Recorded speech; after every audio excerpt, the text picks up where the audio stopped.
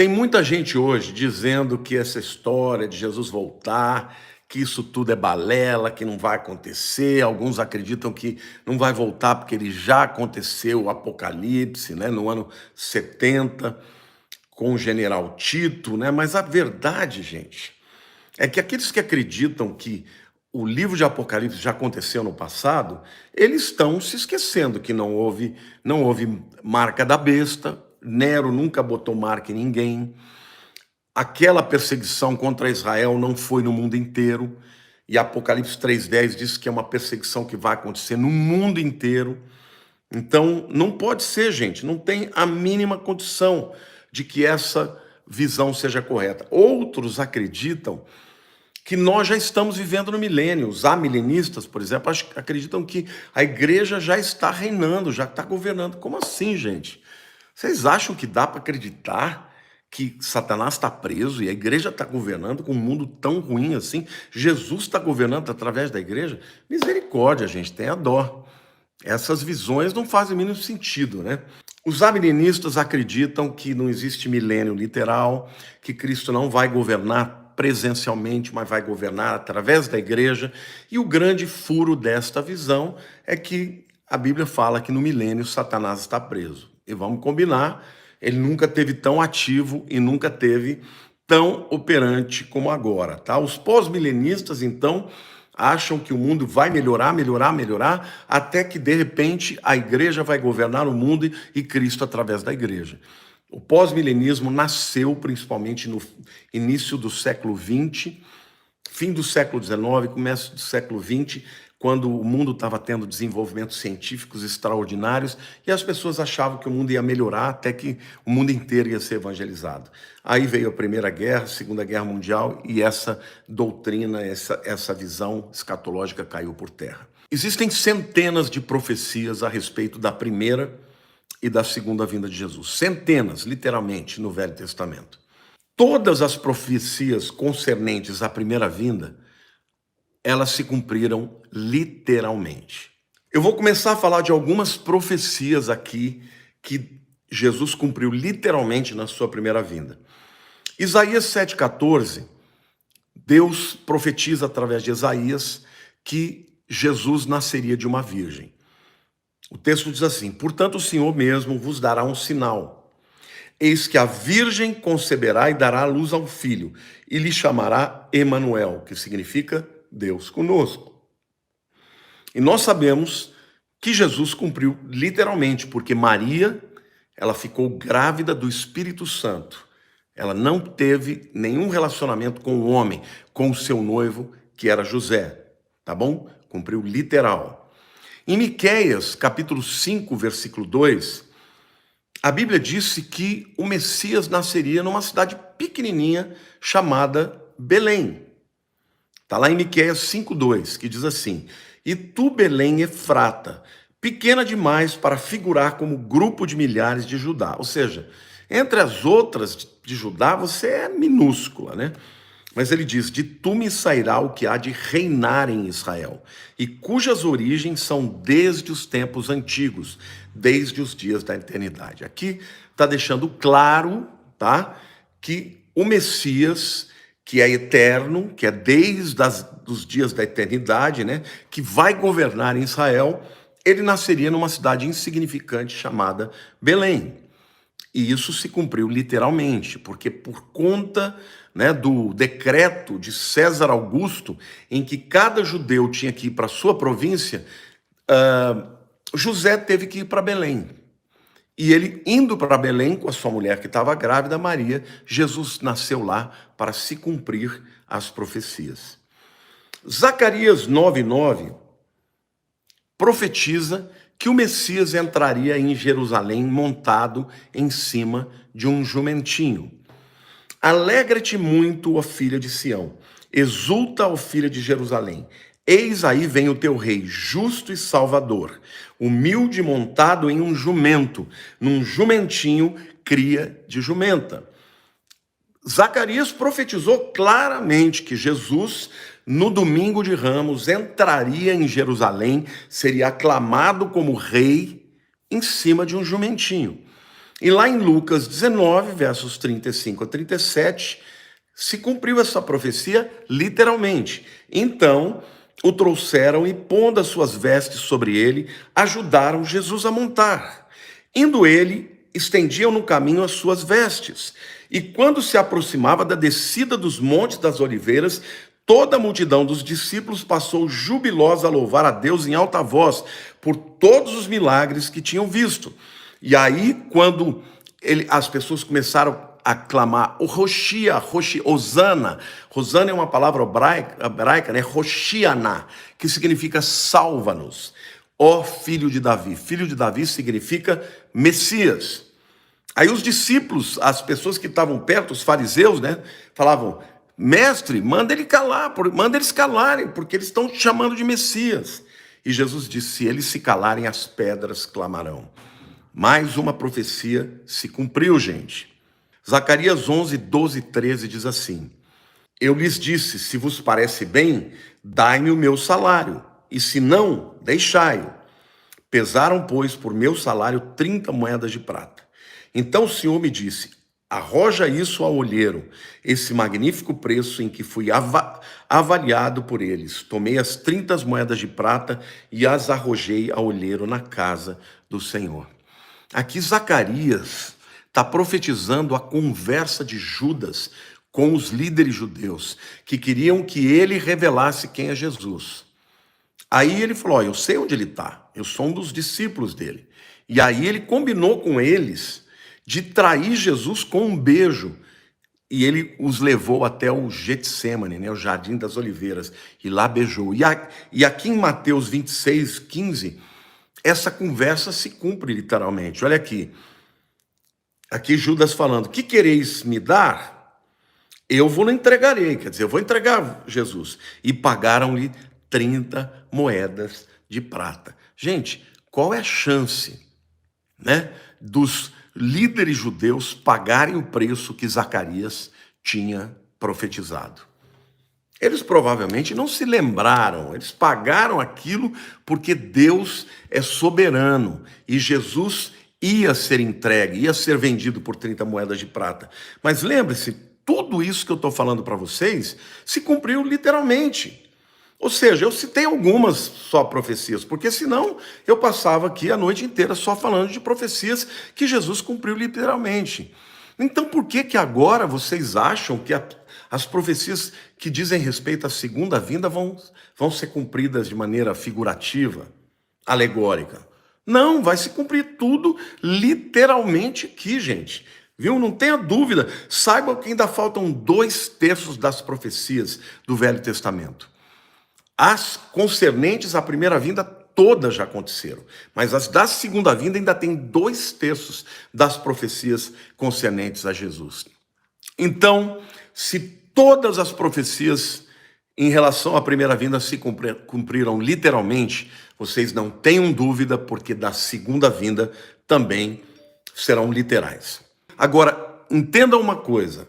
Quando a gente vê nas Escrituras o apóstolo Paulo escrevendo para a igreja e Jesus falando para os judeus, a gente aprende que a vinda de Jesus agora ela acontecerá em 2 etapas. Aí alguém vai dizer, mas isso é possível? Claro que é possível. Quando Jesus veio na primeira vez, ele cumpriu uma profecia de Isaías, capítulo 61, que dizia que ele vinha no ano aceitável, mas depois viria um dia da vingança. Quando Jesus veio na primeira vinda, ele leu só a primeira parte da profecia. Ele falou, o ano aceitável se cumpriu hoje. Mas ele não falou o dia da vingança, porque o dia da vingança será na grande tribulação. Então, a segunda vinda de Jesus, ela vem em 2 etapas. Antes da tribulação, é o arrebatamento da igreja. A segunda etapa é para o mundo. Todo olho verá, assim como o relâmpago que sai do Oriente e vai para o Ocidente, assim há de ser a vinda do Filho do Homem. Vocês estão entendendo, gente? O arrebatamento é para a igreja, e é nos céus. A igreja encontra Jesus nos ares. A segunda vinda é para o mundo inteiro e Jesus desce na terra. É por isso que lá no livro de Apocalipse, capítulo 4, versículo 1, João vê uma porta aberta no céu e uma voz de trombeta dizendo: sobe aqui. Isso é o arrebatamento. E lá no capítulo 19, ele vê uma janela aberta nos céus, mas aí não tem ninguém subindo, está todo mundo descendo. É Jesus descendo junto com os seus santos, que é a igreja dele. Amém, Jesus? Eu queria falar para vocês, gente, que nós estamos muito próximos do arrebatamento. Muito próximos do arrebatamento. E eu quero mostrar aqui os sinais que nós vamos ver hoje, estamos vendo hoje do arrebatamento. Fora os sinais dos céus, terremotos, maremotos, né, vulcões, como nunca houve na história. Aqueles que estudam a sismologia, que é, né, o estudo dos terremotos, perceberam que a partir do ano 2000 aumentou absurdamente a atividade sísmica, o número de terremotos de grande porte, aumentou demais. E Jesus falou sobre os terremotos que viriam, tá? Falou sobre os maremotos, quando virem o mar, o bramido do mar e das ondas. Isso é o que está acontecendo nos nossos dias. Mas existem alguns sinais que eu quero falar para vocês aqui, gente, que são muito importantes. Em primeiro lugar, eu quero falar sobre apostasia. 1 Timóteo capítulo 4, versículo 1 diz assim: o Espírito expressamente afirma, expressamente, olha, gente, abre os ouvidos, abre os olhos, porque o que vai ser dito aqui é muito sério. Nos últimos dias, alguns apostatarão da fé, dando ouvido a espíritos enganadores e doutrinas de demônios. Gente, até pastores hoje estão apostatando, desviando da palavra, abandonando suas famílias, abandonando a Deus, distorcendo a palavra. Isso está acontecendo nos nossos dias. Segundo sinal que a Bíblia fala, escarnecedores sobre a vinda de Cristo. Vocês já ouviram pessoas dizendo: essa história de que Jesus vai voltar, desde que o mundo é mundo, as pessoas falam. Olha o que a palavra de Deus diz em 2 Pedro, capítulo 3, versos 3 e 4. Tendo em conta, antes de tudo, que nos últimos dias virão escarnecedores, com seus escárnios. Escárnio é gozação, é tiração de sarro, né? Andando segundo as próprias paixões e dizendo, ou seja, gente que está vivendo em pecado, achando que o certo é errado, que o errado é certo. Andando segundo as próprias paixões e dizendo: onde está a promessa da sua vinda? Porque desde que os pais dormiram, todas as coisas permanecem como desde o princípio da criação. Parece que Pedro estava tendo uma visão dessas pessoas que até na mídia hoje ficam zombando de Cristo, zombando da volta de Cristo. E o pior, que até alguns crentes, não é isso? Mas isso é um sinal de que nós estamos no tempo do fim. O apóstolo Pedro está falando nos últimos dias. Gente, se são últimos dias, não é que vai demorar demais não, tá? Então, escarnecedores, o escárnio é um dos sinais da vinda de Jesus. Como aconteceu nos dias de Noé, que todo mundo ficava rindo de Noé, porque ele estava construindo uma arca, né? Aí veio o dilúvio e todo mundo foi pego de surpresa. Vai ser assim o arrebatamento, e quando vier a grande tribulação, o mundo vai ser pego de surpresa. Então o escárnio da volta de Jesus é um sinal profético também. Mas agora eu quero começar a falar de sinais que estão acontecendo agora na geopolítica, tá? Nós estamos cada vez mais próximos do acordo de paz de Israel com outras nações. Agora, esse acordo de paz, ele será feito pelo falso profeta e pelo anticristo. O anticristo vai ser o líder político que vai unir as nações, mas o falso profeta será aquele que vai unir as religiões. E vocês sabem que já existem líderes religiosos no mundo que estão aproximando o Islã do cristianismo e do judaísmo. O Crislã é uma mistura do cristianismo com o Islã. Vocês sabem, eu não preciso dizer aqui, até porque eu não posso dizer. Vocês sabem muito bem quem está por detrás dessa tentativa de unir as três religiões. Eu venho falando disso desde 92, gente. Desde 92. E realmente vai acontecer. E nós estamos vendo a movimentação. Então, o falso profeta vai fazer o acordo nos líderes religiosos. E o anticristo vai fazer o acordo entre as nações. O falso profeta e o anticristo farão este acordo que vai iniciar a grande tribulação. Na minha opinião, a igreja vai ser arrebatada antes. Então, gente, presta atenção. Esse acordo de paz já está sendo alinhavado. Então, na geopolítica, nós estamos vendo o acordo de paz chegando cada vez mais perto. E saibam vocês que o acordo de paz, ele vai dar o início à tribulação. E aqui eu já quero responder. Eu não sei se a Paula lá da França ainda está aí. Ela fez algumas perguntas para mim. A primeira coisa, pastor, nós vamos ver o anticristo? Eu creio que nós vamos vê-lo e vamos ter uma leve certeza de que seja ele, tá? Porque eu acho que a igreja vai ser arrebatada um pouquinho antes, mas pode ser que seja um pouquinho depois também do acordo de paz. Então, ou nós vamos ver o anticristo, ou nós vamos desconfiar dele, até que venha o arrebatamento. Gente, tem muitas profecias. Por exemplo, Isaías 61, quando Jesus diz assim: o Espírito do Senhor Deus está sobre mim, porque o Senhor me ungiu para pregar boas novas aos quebrantados, e enviou-me a curar os quebrantados de coração, a proclamar a libertação aos cativos, e a pôr em liberdade os algemados, e a pregoar o ano aceitável do Senhor. Essa é até aqui a primeira vinda. Aí ele diz, e o dia da vingança do nosso Deus. Aqui a segunda vinda. Aqui já começa a segunda vinda de Jesus e a grande tribulação, né? A gente sabe disso porque lá em Lucas capítulo 4, versos 17 a 21, Jesus repetiu essa profecia, mas ele omitiu o dia da vingança, porque não tinha a ver com a primeira vinda. Ele diz assim: então lhe deram o livro do profeta Isaías, e abrindo o livro, achou o lugar onde estava escrito: o Espírito do Senhor está sobre mim, pelo que me ungiu para evangelizar os pobres, enviou-me para proclamar libertação aos cativos e restauração da vista dos cegos, para pôr em liberdade os oprimidos e apregoar o ano aceitável do Senhor.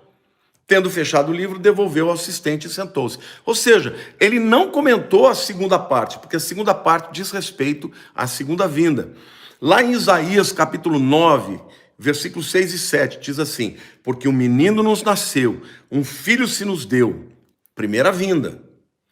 Aí vem o depois: o governo está sobre os seus ombros, e o seu nome será Maravilhoso Conselheiro, Deus Forte, Pai da Eternidade, Príncipe da Paz. Isso aqui tudo acontecerá na segunda vinda, porque Jesus não governou sobre o mundo, né? Aí ele diz, para que se aumente o seu governo e venha paz sem fim sobre o trono de Davi e sobre o seu reino, para o estabelecer e firmar mediante juízo e justiça desde agora e para sempre. O zelo do Senhor dos Exércitos fará isso. Ou seja, Isaías capítulo 9, versículos 6 e 7, a primeira parte fala da primeira vinda, que Jesus se tornou menino, nasceu como menino. Mas a segunda vinda fala que ele virá para governar, estabelecer a paz, que acontecerá no milênio, entendeu? Então tem muitas outras profecias dessa maneira. Eu queria falar agora para vocês, meus queridos, sobre Gog e Magog. Hoje nós estamos vivendo um tempo em que a geopolítica do mundo está começando a juntar as nações que Ezequiel, capítulos 40 a 40 em diante, né? Aliás, do 38 em diante, já fala. Gog, gente, e Magog, Mesegue e Tubal, fala de quê? De Rússia, fala de Irã, fala da Pérsia se juntando, fala de Togarma, que é Turquia, fala de outras nações. Gog e Magog pode se referir também àquela nação que vocês conhecem, que é gigantesca, a maior nação do mundo, que tem facilmente 200 milhões de soldados para invadir Israel. Ou seja, gente, tudo que está lá, quando você lê as profecias de Ezequiel, a partir do capítulo 38, você fica com a boca aberta, porque está acontecendo. Nós estamos falando de uma profecia de 2.500 anos atrás, gente. 2.500 anos atrás, gente. E estas nações que dizem a Bíblia, que diz a Bíblia que virão contra Israel, essas nações estão aliadas já hoje. são aliadas contra Israel. Ou seja, o palco está pronto, gente. Alguém pergunta, pastor, será que vai demorar para Jesus voltar? Eu não creio. Está tudo pronto, tá? Outra coisa que eu quero falar, gente, é sobre a nova ordem mundial. É um outro sinal do novo tempo. O que é a nova ordem mundial? Termos como nova ordem mundial, reset. Resetar é começar tudo de novo. O que eles estão propondo? Uma nova maneira de se viver no mundo, onde cada nação perde a sua soberania. Cada nação vai perder a sua soberania e todos vão viver juntos neste mundo globalizado em que vai haver 10 líderes mundiais que vão governar o mundo inteiro debaixo da autoridade do anticristo. Isto é o que significa nova ordem mundial. Uma nova maneira de se viver, novas leis que não são mais leis simplesmente nacionais. Vocês estão percebendo, gente, como agora as nações estão se metendo na política das outras nações? Vocês já repararam isso? Como no mundo inteiro tem gente falando aqui do nosso Brasil ou falando dos Estados Unidos. Quem não está dentro dessa visão globalista, o pau come. Todo mundo critica, não importa se o camarada está fazendo algo sério. Outra coisa, essa nova ordem mundial, ela detesta a visão bíblica judaico-cristã. Então hoje, o indivíduo que é conservador, ele é chamado de extrema-direita.